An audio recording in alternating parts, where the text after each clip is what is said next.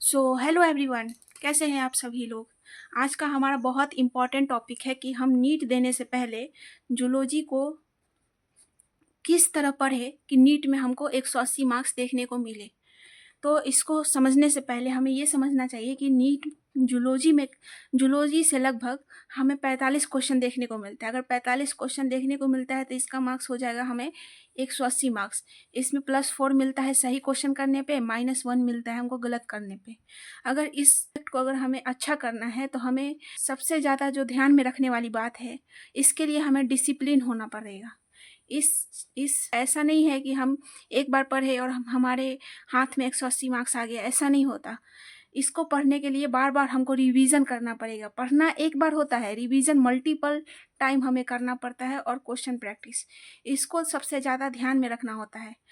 इसके लिए हमें डिसिप्लिन और प्लस कंसिस्टेंसी मांगता है ये सब्जेक्ट।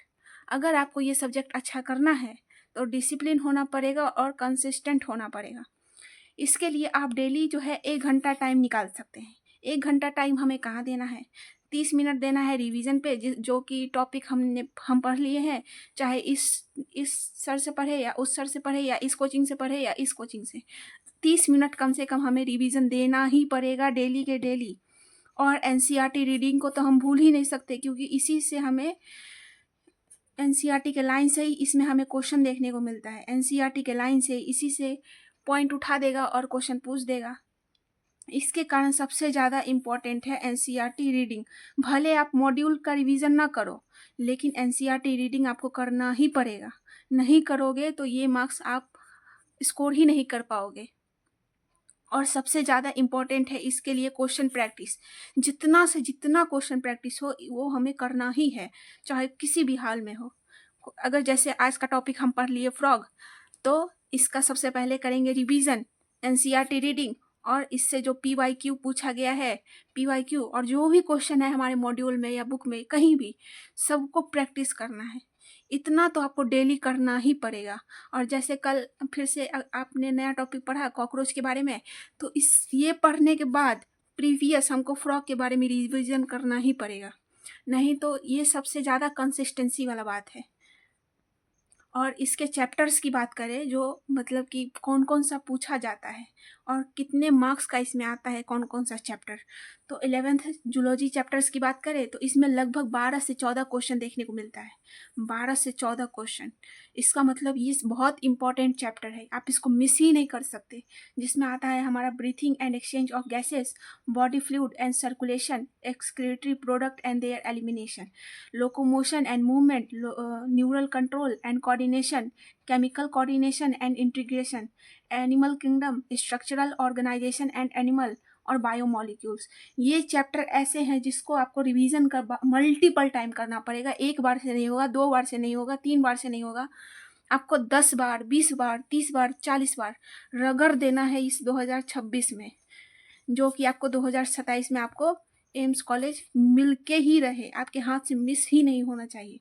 और 12th में चैप्टर है हमारा human reproduction and reproductive health, evolution, human health and disease और बायोटेक्नोलॉजी। ये चैप्टर ऐसे हैं जिसको भी आपको टाइम देना पड़ेगा। इसी के लिए हमने सबसे पहले इम्पोर्टेंट पॉइंट लिखा कि आपको इसके लिए डिसिप्लिन होना पड़ेगा, इसके लिए आपको कंसिस्टेंट होना पड़ेगा, आपको ठानना पड़ेगा कि हाँ मैं एक डॉक्टर हूँ, मैं एम्स जो भी आपका ड्रीम कॉलेज है, एम्स हो गया, एम्स दिल्ली, एम्स पटना या कोई भी कॉलेज हो गया, आपको ठानना पड़ेगा कि मैं इस कॉलेज को डिज़र्व करता हूँ। तभी आप इस नीट के जर्नी को आप क्लियर कर पाओगे। और अगर आप नहीं कर पाओगे तो बेटा आपसे तो नहीं हो पाएगा, फिर आपको कुछ और देखना पड़ेगा। अगर आप नीट के लिए डेडिकेट कर रहे हो अपना 1 साल, अभी कौन सा महीना है, अभी लगभग जुलाई का महीना है, आज हो गया हमारा 5 तारीख, और अगले साल मई में हमारा एग्ज़ाम होगा नीट 2027 का। नीट 2027 का जो एग्ज़ाम होगा और आज है जुलाई, तो लगभग इसके बीच का जो जर्नी है हमें इसको अच्छे से यूटिलाइज़ करके हमको इसको क्लियर करना पड़ेगा, तभी ये अगले साल हमारा एम्स मेडिकल कॉलेज हमारे हाथ में होगा और फिर हमारा ड्रीम क्लियर होगा। बट मैं आप चाहती हूँ कि मेरे जो भाई बहन हैं उनका हो। इसके लिए आपको मेहनत अभी से करना पड़ेगा और अपना 100% एंड 101% आपको इसके लिए डेडिकेट करना पड़ेगा, तभी आपसे ये चीज़ हो पाएगा। इसके लिए मैं भी वन शॉर्ट रिवीजन लाती हूँ। PYQ का वीडियो भी अब स्टार्ट करूँगी, तो आप उससे भी रिवीजन कर सकते हो और अपना 100% दो रिवीजन में, NCERT रीडिंग में और क्वेश्चन प्रैक्टिस में। जैसे आप क्लास में एक लेक्चर कंप्लीट कर लिए, ठीक है, तो घर पे आओ, उसका रिवीजन करो, रीडिंग करो और क्वेश्चन प्रैक्टिस करो। इतना तो आपको देना ही पड़ेगा, और नहीं दोगे तो आप डिज़र्व ही नहीं करते। ये रियलिटी है बेटा कि आप डिज़र्व ही नहीं करते मेडिकल कॉलेज को। अगर आप डिज़र्व करते हो तो इसके लिए आपको डेडिकेट होना पड़ेगा। मत भूलो, इसके लिए आपको डेडिकेट 100% देना पड़ेगा। और इसके बीच में आपको सारा कुछ छोड़ना पड़ेगा, चाहे वो आपका कुछ क्लोज हो, रिलेटिव हो, फ्रेंड्स हो, फेस्टिवल हो, सब कुछ आपको त्यागना पड़ेगा और एक सन्यासी की तरह आपको ज़िंदगी को व्यतीत करना पड़ेगा। समझ रहे हो?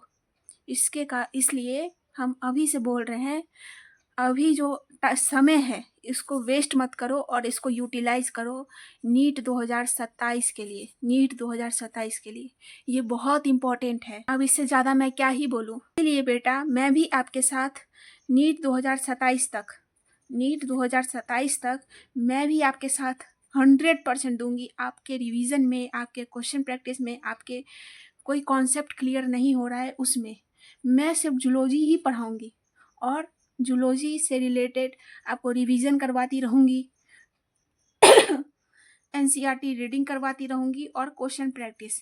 लेकिन आपको इसको भी रिवीजन करना पड़ेगा। अगर आप रिवीजन नहीं करोगे तो क्वेश्चन क्या आता है नीट में? क्वेश्चन कहाँ से आता है? NCERT के बीच से एक लाइन उठा देगा कहीं से भी और उससे क्वेश्चन बना के पूछ देगा। अगर आप NCERT रीडिंग ही नहीं करोगे तो क्वेश्चन को सॉल्व कैसे करोगे? इसके लिए बेटा आपको NCERT reading most important and question practice करते रहना होगा। इसके लिए मैं भी आपके साथ इस जर्नी में आपको 100% देने के लिए मैं भी तैयार हूँ। मैं भी आपको वन शॉट रिवीजन देती रहूँगी, क्वेश्चन प्रैक्टिस, NCERT रीडिंग, और जहाँ भी आप डिमोटिवेट हो गए वहाँ पे मैं आपको मोटिवेट करती रहूँगी। इसके लिए बेटा आपको डेडिकेट करना पड़ेगा। बस मेरे मोटिवेशन या क्वेश्चन प्रैक्टिस या NCERT रीडिंग से नहीं होगा, आपको भी अपना 100% देना पड़ेगा। और मेरे साथ जुड़ने के लिए आप हमारे चैनल को लाइक करके, सब्सक्राइब करके, बेल आइकन ज़रूर से ज़रूर दबा दे। जो भी इंफॉर्मेशन अगर हम भेजें तो वो आपके पास सबसे पहले पहुँचे। ठीक है बेटा, करते रहिए। मेरा तो बस यही इरादा है कि मेरे बच्चे मेडिकल कॉलेज में अपना ड्रीम पूरा कर रहे हो अगले साल।